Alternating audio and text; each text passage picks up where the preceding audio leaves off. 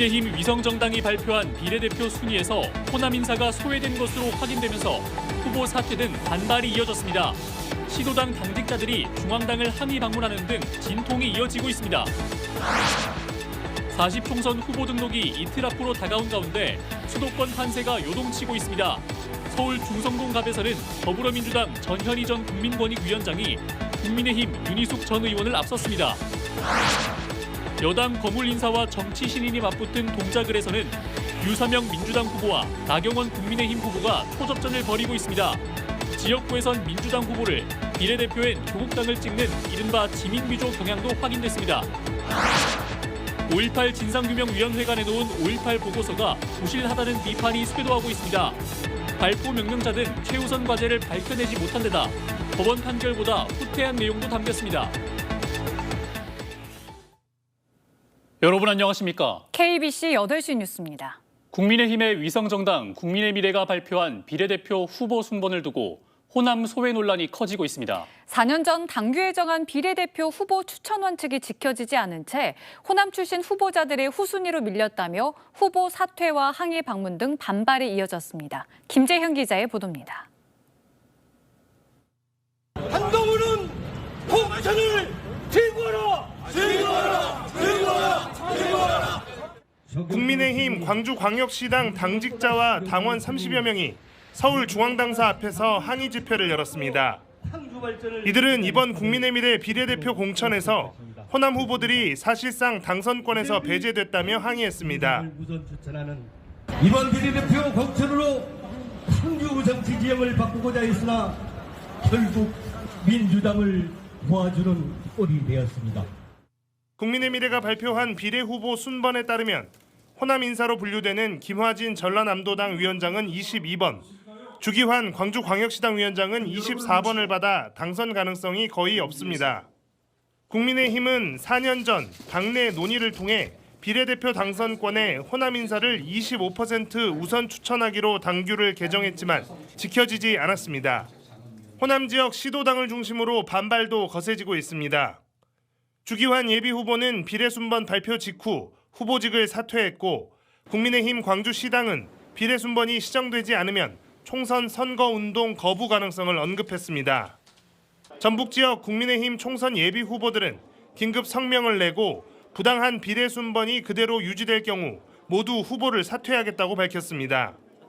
당내 현직 의원들을 중심으로 호남 홀대와 당규 위반에 대한 지적까지 더해지면서 국민의미래 비례대표 순번을 둘러싼 진통은 계속될 전망입니다. KBC 김재현입니다. 40총선 후보 등록을 이틀 앞두고 서울과 경기 등 수도권 판세가 요동치고 있는데요. 저희 KBC 광주방송은 시청자들에게 정확한 정보를 전달하기 위해 수도권 격전지 등에 대해 여론조사를 했습니다. 먼저 서울 중성동갑에서 더불어민주당 전현희 전 국민권익위원장이 국민의힘 윤희숙 전 의원을 크게 앞섰는데요. 서울 종로와 영등포갑에서도 민주당 후보들이 오차범위 밖 선두를 달렸습니다. 이 소식은 정경원 기자가 전해드립니다. 서울 중성동갑에서는 공천 파동 속에 민주당 후보가 된 전현희 전 국민권익위원장이 50.9%로 1위에 올랐고 국민의힘 윤희숙 전 의원은 38.2%로 나타났습니다. 두 후보 간 격차는 오차범위 밖인 12.7%포인트였습니다. 대한민국 정치 1번지 서울 종로에서는 민주당 후보로 나선 노무현 전 대통령의 사위 곽상원 변호사가 현역인 국민의힘 최재형 의원의 10.4%포인트 앞섰습니다. 격차는 역시 오차범위 밖이었습니다. 개혁신당 후보로 나선 금태섭 전 의원은 6.1%의 지지를 얻었습니다. 서울 영등포갑에서는 민주당 최현일 전 영등포구청장이 51.8%를 기록해 국민의힘으로 옷을 갈아입은 삼선 김영주 의원을 15.2%포인트 차로 앞섰습니다. 개혁신당 허은하 후보는 7%였습니다. 이번 총선의 성격에 대한 견해 중 어느 것에 공감하는지 물었습니다. 새 선거구 모두 정부 여당 심판론이 40%를 웃돌았습니다. 제1야당 심판론은 30%를 밑돌았고 여야 동시 심판론은 20% 안팎의 공감을 얻었습니다. 최근 이종섭 호주 대사의 출국과 회칼 테러 위협으로 도마에 오른 황상무 대통령실 시민사회 수석과 관련한 비판 여론이 정부 여당 심판론으로 이어진 것으로 풀이됩니다. 비례대표 정당 투표에서는 3개 선거구 모두 국민의힘의 비례대표 위성정당인 국민의 미래와 조국혁신당이 오차범위 안에서 1, 2위를 다퉜습니다.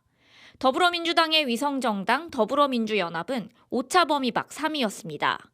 특히 새 선거구 모두 민주당 지지층의 과반이 비례대표 투표는 조국혁신당에 하겠다고 답해 이른바 지민비조 현상이 뚜렷하게 나타났습니다. KBC 정경원입니다. 이어서 서울 동작을과 금천구 선거구 살펴보겠습니다. 서울 동작을에서는 류사명 더불어민주당 후보와 나경원 국민의힘 후보가 오차범위 내 접전을 펼치고 있는 것으로 조사됐습니다. 서울 금천구에서는 현역 의원인 최기상 더불어민주당 후보가 강성만 국민의힘 후보에 앞섰습니다. 박성호 기자의 보도입니다. 여당의 중량급 인사와 야당의 정치 신인이 맞붙은 서울 동작을 국민의힘 나경원 후보가 46.3%를, 민주당 류삼영 후보가 45.9%의 지지율을 얻었습니다. 두 후보 간의 격차는 단 0.4%포인트로 오차범위 내에서 팽팽한 접전이 펼쳐지고 있습니다. 이 지역 응답자 38.2%가 이번 총선을 정부와 여당의 심판으로 봤고 제1야당 심판로는 33.7%, 여야 동시 심판로는 17.9%로 나타났습니다. 리턴 매치가 펼쳐진 서울 금천구는 현역인 최기상 더불어민주당 의원이 56.2%를 얻어 1위로 나타났습니다. 32.1%로 2위를 기록한 강성만 국민의힘 예비후보를 오차범위 밖에서 따돌렸습니다. 이번 총선은 정부 여당에 대한 심판이라는 응답이 41.8%, 제1야당 심판론 24.4%, 여야 동시 심판론이 20.3%로 나타났습니다. 비례대표 정당 투표에서는 서울 동작을과 금천구 모두 조국 혁신당의 바람이 거셌습니다. 동작을에서는 국민의 미래 지지율이 34.1%로 가장 많았고 조국 혁신당이 30.1%, 더불어민주연합 12.9% 등이 뒤를 이었습니다. 금천구에서는 조국 혁신당에 투표하겠다는 응답이 28.1%로 가장 많았고 국민의 미래 26.7%, 더불어민주연합 20%였습니다. 이번 조사는 KBC와 UPI 뉴스가 리서치뷰에 의뢰해 지난 16일과 17일 이틀간 ARS 휴대전화 조사 방식을 통해 진행됐습니다. 자세한 내용은 중앙선거 여론조사 심의위원회 홈페이지를 통해 확인할 수 있습니다. KBC 박송호입니다. 더불어민주당 광주 지역 총선 예비 후보들이 황상무 대통령실 시민사회 수석의 파면을 촉구했습니다. 민주당 광주 지역구 후보 7명은 오늘 기자회견을 열고 황 수석이 언론 협박과 5.18 왜곡 발언으로 논란을 일으키고도 사과 한마디로 넘어가려 한다고 비판했습니다. 또 황 수석에 대한 인사 책임이 있는 대통령실이 이번 사태를 묵과하려 한다며 당장 황 수석을 파면하라고 요구했습니다. 더불어민주당이 광주 북구갑 공천 후보에 대해 오늘 밤 최종 결정할 예정입니다. 민주당 관계자는 오늘 밤 이재명 대표와 지도부의 비공개 최고위원 회의가 열리는 자리에서 북구갑 공천 후보를 결정할 것이라면서도 결론에 대해서는 말을 아꼈습니다.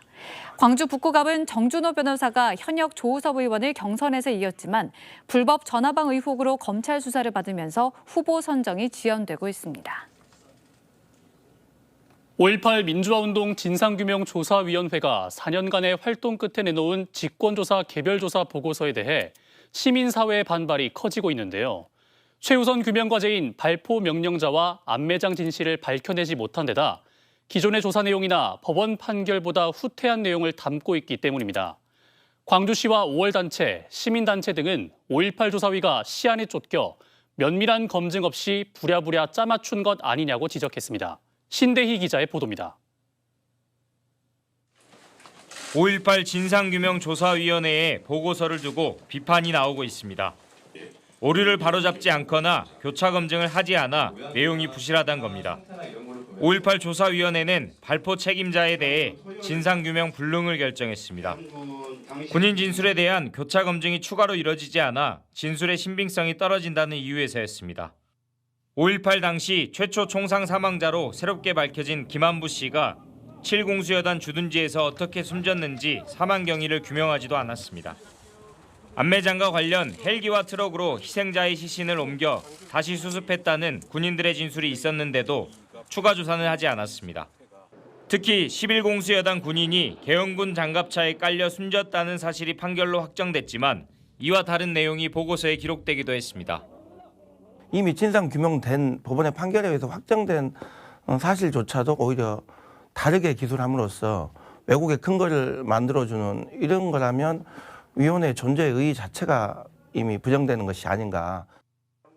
보고서에는 또 계엄군의 무차별 집단 발포로 생명의 위협을 느낀 시민들의 저항을 선제 공격으로 묘사하기도 해 논란이 일고 있습니다.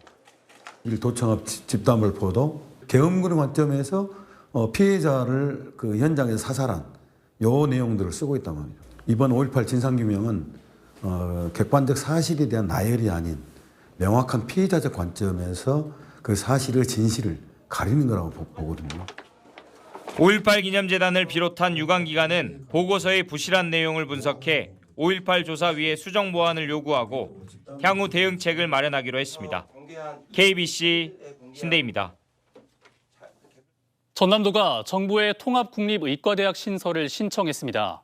김영록 전남지사는 오늘 실국장 정책회의에서 신청 사실을 밝히고 대통령이 국립의과대학 신설기를 열어준 만큼 이번 정부 의대 증원 계획에 통합국립의과대학 신설이 포함되도록 온 힘을 쏟겠다고 강조했습니다. 이어 통합국립의대 신설에 대한 도민 찬성 의견이 많고 중앙부처에서도 그런 방향을 이해하고 있다며 지역별로 단독 유치 의견 표명은 할 수 있겠지만 그것이 갈등 구조로 비춰져선 안 될 것이라고 덧붙였습니다. 40총선을 앞두고 더불어민주당 경선이 마무리됐지만 후보자 간 고소고발이 잇따르고 있습니다. 더불어민주당 순천갑 손은모 후보는 경쟁 상대였던 김문수 후보가 방송사 여론조사 결과를 왜곡해 공표했다며 공직선거법 위반 혐의로 오늘 오후 전남지방경찰청에 고소했고 김문수 후보 측은 손 후보의 주장은 사실이 아니라고 해명했습니다. 이에 앞서 광주경찰청은 오늘 오전 광주 동남을 안도걸 예비후보 선거캠프 사무실 등의 수사관들을 보내 선거법상 허위사실 공표와 기부행위 관련 자료를 압수했습니다. 안 예비후보의 캠프 관계자 등이 허위사실 유포와 함께 자원봉사자 등에게 금품과 식사 비용을 제공했다는 혐의로 고발당했는데 안 후보 측은 캠프와는 관계가 없다고 부인하고 있습니다. 조선대학교 병원이 전공의 이탈 장기화로 일반 병동 14곳 중 4곳을 통폐합하기로 했습니다.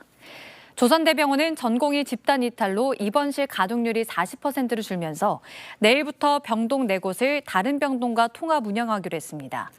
조선대병원은 협의를 거쳐 간호사들을 다른 병동과 중환자실, 수술실 등으로 배치할 계획입니다.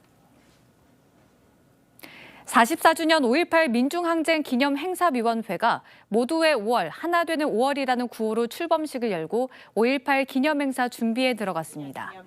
5.18 행사위는 출범 선언문에서 헌정질서 파괴와 민주주의를 말살한 국가 권력에 대항했던 5월이 돌아오고 있다며 기념행사 곳곳에서 5월의 가치를 마음껏 실천할 수 있게 하겠다고 밝혔습니다. 63개 기관 시민단체로 꾸려진 5.18 행사위는 5.18 진상규명과 책임자 처벌을 통한 역사 왜곡 근절과 5.18 정신의 헌법 전문 수록을 거듭 강조했습니다. 민정준 신임 제11대 화순 전남대학교 병원장이 취임식을 열고 본격적인 업무에 들어갔습니다. 민 원장은 취임사에서 임상시험센터 기반을 확대해 암 임상 기능과 연구 능력을 대폭 강화하겠다고 강조했습니다. 또 환자 중심의 의료 서비스를 제공하고 지자체와 대학, 기업, 연구기관 등과 함께 지역의 의료, 연구, 교육 문제를 풀어가는 병원을 만들겠다며 포부를 밝혔습니다. 광주의 한 아파트에서 불이 나 40대 남성이 숨졌습니다. 오늘 오전 8시 45분쯤 광주 북구 삼각동의 한 아파트 19층에서 난 불로 40대 남성이 화장실에서 의식을 잃고 쓰러져 병원으로 옮겨졌지만 끝내 숨졌습니다. 경찰과 소방당국은 정확한 화재 경위를 조사하고 있습니다. 새로운 미래 소속 정형호 예비후보가 제22대 총선 광주 광산갑 지역구 출마를 선언했습니다. 정 후보는 오늘 광주시의회에서 기자회견을 열고 광산을에 출마한 이낙연 공동대표와 함께 광산구와 광주 호남 발전을 위해 큰 역할을 하겠다고 각오를 밝혔습니다. 이를 위한 주요 공약으로는 한평군의 광주 편입과 광주 군공항 이전 추진, 용산역을 롤모델로 한 광주 송정역 주변 복합 재건축 등을 추진하겠다고 말했습니다. 중앙선거관리위원회는 4월 10일 총선을 앞두고 장애가 있어 이동이 어렵거나 외국을 항해하는 선박에 탑승한 유권자는 23일까지 서면이나 인터넷으로 신고해야 한다고 밝혔습니다. 거소투표와 선상투표 신고자는 병원이나 자택, 선박 등 자신이 머무르는 곳에서 우편 등으로 사전투표할 수 있습니다. 거소 선상투표 신고서를 작성해 본인의 주민등록지인 시군구청 또는 읍면동 주민센터에 도착하도록 우편으로 발송하거나 직접 제출하면 됩니다. 오토바이를 몰고 역주행을 하다 화물차를 들이받은 80대 운전자가 숨졌습니다. 어제 오후 2시 반쯤 광주 남구 양과동의 한 편도 2차선 도로에서 마주오던 화물차를 들이받는 사고로 오토바이 운전자 80대 A씨가 숨졌습니다. 경찰은 A씨가 커브길에서 중앙선을 넘어 달리다 사고가 난 것으로 보고 정확한 경위를 조사하고 있습니다.